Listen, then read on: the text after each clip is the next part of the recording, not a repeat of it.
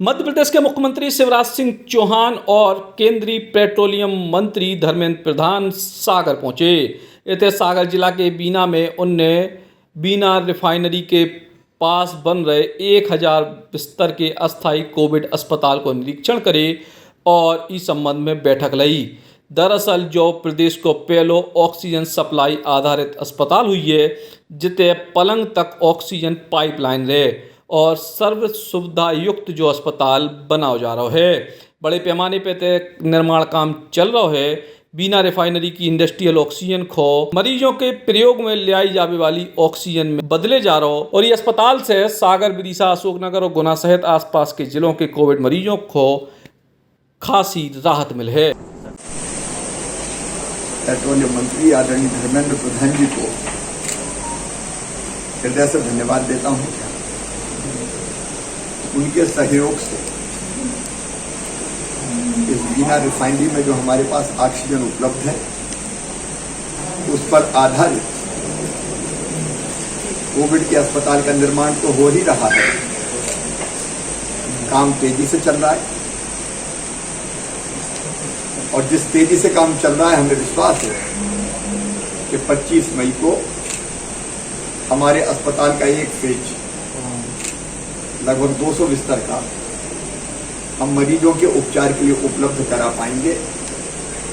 प्रसन्नता की बात यह है कि यहाँ की जो ऑक्सीजन थी उसका टेस्ट हो गया और मेडिकली यूज के लिए वो परफेक्ट है, मरीजों के लिए वो बिल्कुल उपयुक्त है।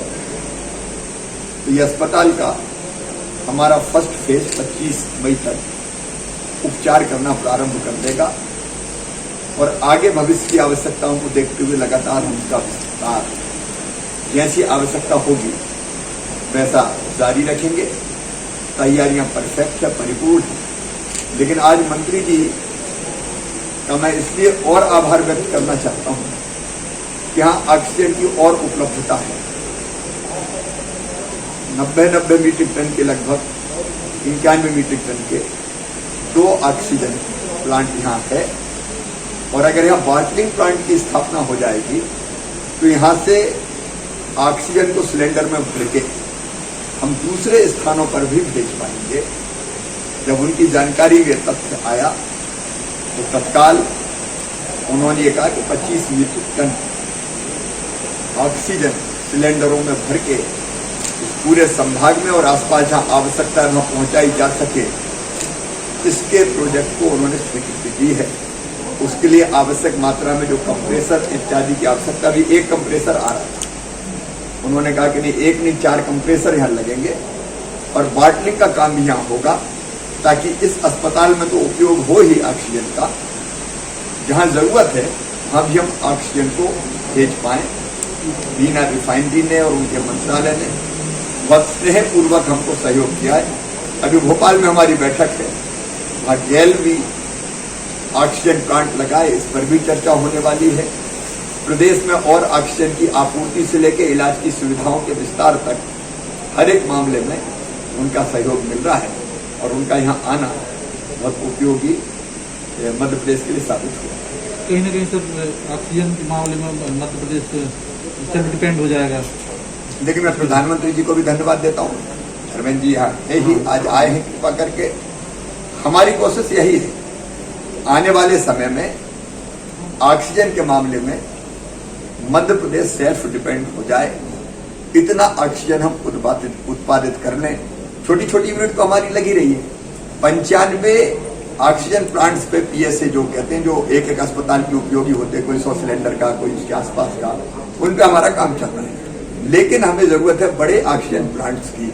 आज उनसे चर्चा हुई है, बड़े ऑक्सीजन प्लांट और कैसे लग सकते हैं, गैल के माध्यम से या आइनॉक्स लिंडे के माध्यम से, उसके बारे में भी लगातार वो चर्चा कर रहे हैं। और आने वाले समय में हर हालत में मध्य प्रदेश को ऑक्सीजन के मामले में हमको आत्मनिर्भर करना है, ताकि ऑक्सीजन की आवश्यकता अगर पड़े, क्योंकि कोविड कब तक चलेगा इसका ठिकाना नहीं है, तीसरी लहर भी आ गई, तो हमको मुकाबले की तैयारी रखनी पड़ेगी और इसलिए मध्य प्रदेश अपने पैरों पर खड़ा हो, इसका प्रयास जारी है।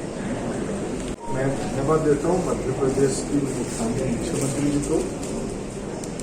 हम लोग सब लगे हैं प्रधानमंत्री जी के नेतृत्व में देश में ऑक्सीजन की उपलब्धता बढ़े। कभी बिना रिफाइनरी की जो गैसियस फॉर्म पे ऑक्सीजन यहाँ इंटरनल यूज के लिए रहती थी, कभी हम लोगों को आवश्यकता नहीं थी उसको मरीजों की काम पे लाने के लिए। लेकिन हमारे देश की डॉक्टर्स और टेक्नोक्रेट दोनों ने मिलकर ये समाधान निकाला कि ये भी संभव हो सकता है, जिसके तहत मध्य प्रदेश शासन और बिना रिफाइनरी दोनों मिलकर 200 बेड के हॉस्पिटल को बनाएंगे। लेकिन आगे चल के 3000 बोतल प्रतिदिन जंबो साइज की लगभग 25 मेट्रिक टन की प्रतिदिन सप्लाई चेन की यहाँ है जो स्थायी रूप में मध्य प्रदेश की मेडिकल इकोसिस्टम पे, इंडस्ट्रियल इकोसिस्टम पे हमें एक नई, इस क्राइसिस ने हमको एक नया सृजन यहाँ करने का मौका दे रहा है। आज उसकी हम लोगों ने निर्णय किया। इसमें मध्य प्रदेश की सामान्य लोगों की चिकित्सा सेवा में बहुत सहूलियत होगी। भारत सरकार और मध्य प्रदेश सरकार दोनों मिलकर इस प्रदेश की नागरिकों को निश्चित रूप में जो जिम्मेवारी हमको लोगों ने दिया है उसको हम पूरा करेंगे। अस्थायी तौर पर बनाए गए हैं अस्पताल, उनको मतलब परमानेंट भी ऐसी व्यवस्था रखेंगे? नहीं, देखो परमानेंट तो विदिशा और इधर सागर दोनों में तो मेडिकल कॉलेज आईसीयू बेड हैं, लेकिन ये तो एक इमरजेंसी है, लोगों को दिक्कत है। हम इसको चुनौती को स्वीकार करते हुए और ऑक्सीजन बेड हम जगह जगह पे खड़ा कर पाए, इसकी ये कोशिश। मुख्यमंत्री ने